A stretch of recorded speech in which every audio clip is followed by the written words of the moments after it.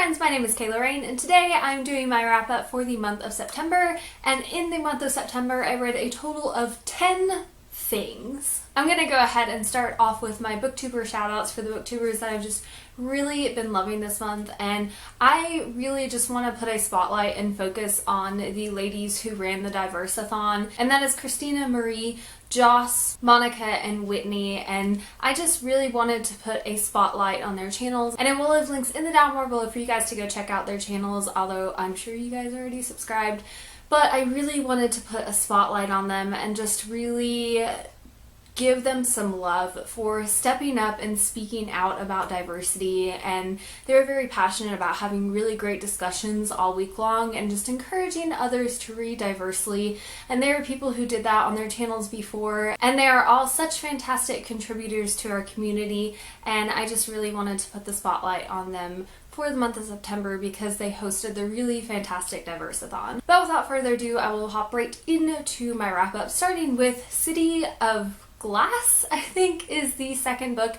in the Mortal Instruments series. I read that at the beginning of the month, and I actually didn't give it a rating, and I don't want to talk about it too much because I still found some of the same problematic themes, specifically with how the female characters are represented, especially with Clare always being kind of perceived as the bad guy because she doesn't like a particular person, and Jace and Simon are always mad at her for not liking them the way that they think that she should like them, and that was just like a very problematic thing that I kept seeing pop up, and it just really bothered me. The storyline I felt was better this time around, and I was more interested in it, and I felt like the pacing was still really great. One of the really good things about this series so far is the pacing is really quick, and I think that the overall storytelling is fun, especially with kind of the new spin on ancient beasts and creatures and monsters and stuff like that. Like, that's cool. But I didn't want to give this one a rating just yet because I've heard a lot of people say that after I finish the third book, everything kind of comes together and kind of makes more sense, and the series gets better as a whole, so I'm going to hold off until I finish reading the third book, and then I'm going to go ahead and kind of form my opinion and see what I think about it then. The next 3 books that I picked up, I started and finished during Diversathon, starting with Everything by Nicola Yoon, and this was such a cute, quirky contemporary. I really enjoyed it. I thought that it was so fun to read. I loved the main character, Maddie, and I felt like the overall story in this book was just so lovable and nice and refreshing. It was such a lovely contemporary to read. I really enjoyed that the main character was biracial and that her identity was actually explored in the text. It wasn't very ambiguous. You knew that her father was black and her mother was Japanese American. It's not like her diversity was ambiguous and you kind of had to dig for it. It was nice just to have it right up front, and it really shaped how she navigated her particular storyline and her narrative. I really enjoyed the discussion on child abuse in this book. I felt like it was so respectfully done, and that's something that I'm very, very picky about, is the way that child abuse is discussed, because I have seen it kind of romanticized and made to appear heroic from the point of view of the abused child eyes in books, and that's something that bothers me. I think that it should be discussed in a very truthful and respectful way, and I felt like this book did that very, very well. I do have to put a disclaimer out there that this is not a good book for representation on disability. I've read a couple of different reviews from the disabled community who have stated that this is not great representation, and I think that that's important to note when you go into the book, so you don't think that this is what should represent people who have the same disability that Maddie is presenting in the book. Overall, I gave this book a 4 out of 5 stars. I really enjoyed it, and I'm very much looking forward to meeting Nicola Yoon at YALLFest. She seems like such a sweet and wonderful person, and reading this book just made me fall in love with her writing style, and I'm very much looking forward to The Sun Is Also a Star Now. The next book that I picked up is actually a graphic novel, and that is American Born Chinese by Luen Yang. This graphic novel was so good. I loved it so much. I fell in love with Luen Yang's graphic styling when I read the Avatar: The Last Airbender comic series, and his artwork is just as stunning in this graphic novel series. I really enjoyed how there are 3 separate storylines in this graphic novel that somehow kind of weave together in the end, and it was just so brilliantly done. I really enjoyed how there was a really strong discussion on race and culture and how that intersects with American culture, especially when you're coming in from an outside culture, or your parents are immigrants, or you identify with something that isn't the majority. And it was just so nice to see that discussion done so eloquently in a children's book, because I think that it's very important for children to address this just as much. And it just made me think of all of the misinformation that I received growing up when I didn't read very diversely and didn't read outside of my own experiences. I obviously created this idea of what other people's lives were like based on the knowledge I had. And when we don't have great representation in the books and the media that we're consuming, it's very easy to create this false narrative for other people. So I think that's so important that we read diversely, and this graphic novel just really exemplified why it's so important. I ended up giving this a 5 out of 5 stars. Absolutely loved it, and I will definitely be reading it again because I would like to see it a second time through after I kind of know how everything blends together. The next book that I read was Brown Girl Journey by Jacqueline Woodson. This is a childhood memoir of Jacqueline Woodson's early childhood years written in verse, and it is so beautiful and so stunning. I absolutely loved this. I had it in both audiobook and physical book, and I preferred the physical book because I could really let myself sink into the words and just really mull over them and read some of my favorite ones over and over again. And it was just so beautifully put together, especially to see just the discussion on race and religion and relationships.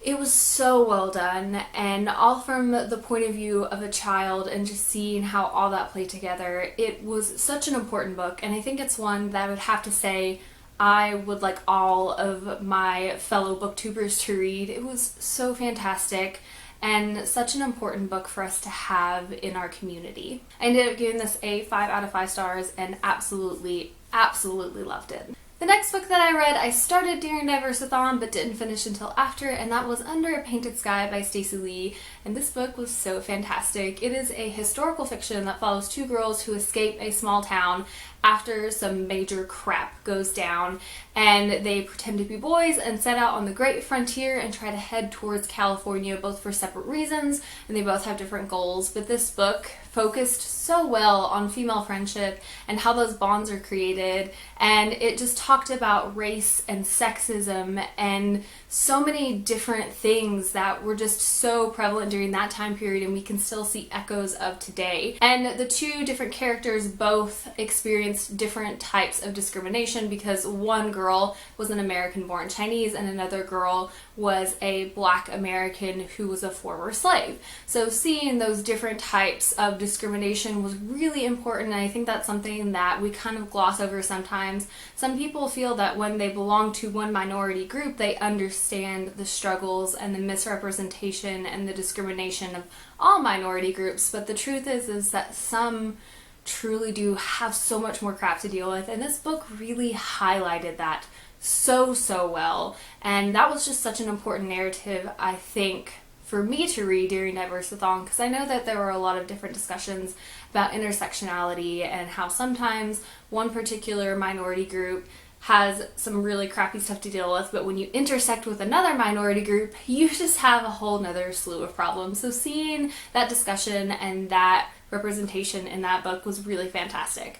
I ended up giving this a 4 out of 5 stars, I think. The only thing that I didn't 100% love about it is it was very much a slow burn book. But oh my gosh, was the writing beautiful, and the female friendships was fantastic, and just the overall discussion on race and discrimination was A+. The next book that I picked up was actually a recommendation from my good friend Caitlin over at Book Chats, and I love her for it. Like, I loved this book so much, and honestly, this was the book that I really needed as a teenager, and that is I'll Meet You There by Heather Demetrios. This is a YA contemporary that just covers so much, but I feel like it really took such a large part of my adolescent identity and represented it so well and so respectfully, and just had such a great conversation about it that I felt like a part of me had some really great closure and just a really great discussion. And there were so many times that I just cried because I just felt like a piece of myself was in that book and was just being cared for so gently. But this book follows a main character named Sky, and she is trying to get out of a small town, and everyone in that town kind of hates people who try to get out because it's this idea that you think you're better than everyone else when really you just want something different. And this book deals with so many different issues. It deals with parents with substance use disorders, and it does it so respectfully and so truthfully, and doesn't try to sugarcoat it, but also doesn't try to demonize it. And that was really fantastic to see. And this book addresses poverty, which is something I rarely see in YA. And this book also addresses PTSD and disability and just so many different things so respectfully and just so well done. And I love this book so much. I ended up giving it a 5 out of 5 stars, and this is a book that I 100% want to own because I know I'm going to reach for it again, because like I said, this is the book I needed to see when I was a teenager. It's the book that I just wanted so badly in my life to feel like a part of me was represented well, and it did that, and it is so beautiful. The next book that I picked up was One by Sarah Crossan. This is a book that got recommended to me by 2 different people on Twitter, and I will leave links for their channels in the down bar below, but I have to check and see who recommended it because now I don't remember. But this is a book about 2 conjoined twins named Grace and Tippy. It is written entirely in verse, and it just follows a couple of months in their life. One of the things that I really enjoyed about this book is there is a thoughtful narrative on ableism and ableist language, and especially inspiration porn, and that was something that I thought was so important to see in this particular book, because these are characters that are written and well fleshed out, and they're not written there for the able-bodied reader to feel inspired and feel like their life they can do so much more with their life because they don't have this particular disability. And just seeing that in the narrative I thought was really important, and it was so well done, and this book was so good. I really, really enjoyed it. Like I said, it's written entirely in verse. I read it in one sitting because it's not a very long book to read, but man, it packed a punch. It's not a book that you just sit down and read in one sitting and you're just like, okay, great, moving on to the next one. You sit there and you think about it for a while because it was just that impactful. I ended up giving this a 5 out of 5 stars, and I would definitely recommend that you guys grab this from your library. And finally, I picked up the first, second, and third volumes of Princeless, which are written by Jeremy Whitley and illustrated by a few different people, and I really, really enjoyed these. These were so fun and so snarky and just well put together. It follows a princess who decides she doesn't want to be rescued. She wants to rescue herself and rescue other princesses, because you don't need a prince to save you and then marry you, because women are awesome and they don't necessarily need that. And there are just so many great feminist discussions in here, and I'm really hoping that we're moving towards some queer representation in this particular comic book series, because there were kind of like some hints in there and some subtext, and I would love to see at least one of the main characters, you know, kind of have a storyline addressing bisexuality or being a lesbian. I don't know, I saw there were a lot of vibes there, and I really want that to play out. But I ended up giving all 3 volumes a 5 out of 5 stars because they were so fantastic. They were so good. This is just such a fun comic book series, and if you like feminist themes in comic books and just awesome kickback characters with a diverse cast, definitely check out Princeless. It was so good. Anyway, that has been it for my wrap up today. I had a really great reading month. I am so happy with the books that I read. I wasn't disappointed in any of the books. There were some that I had some issues with that I definitely want to think about a little bit more, but none of them were disappointing to me. I really enjoyed all the books this month, and I'm so excited to have another great reading month in October. As always, thank you so much for watching. Stay weird.